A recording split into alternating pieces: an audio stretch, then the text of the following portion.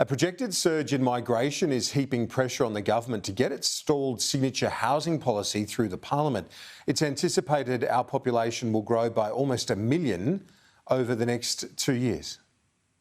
The Greens and the government are worlds apart on how to fix Australia's housing crisis, with the Greens willing to drag out negotiations and potentially block Labor's Housing Future Fund unless it is radically reworked. They need to come to the table and recognise the scale of this crisis, and tinkering around the edges is not going to be good enough. The $10 billion fund would invest its profits into building 30,000 social and affordable houses over the next 5 years. The government claims the Greens don't want new homes, just news headlines. You can't have credibility coming in here saying we don't think $10 billion is enough. We want $20 billion, therefore we'll oppose $10 billion.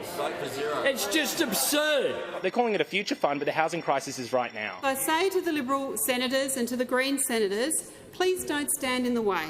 I say to them, you cannot address our country's housing challenges by standing in the way of real action. The problem is set to be compounded by a boom in Australia's population, with tourists, foreign workers and students flocking into the country in the hundreds of thousands, many into a rental market with a vacancy rate of 1% or below.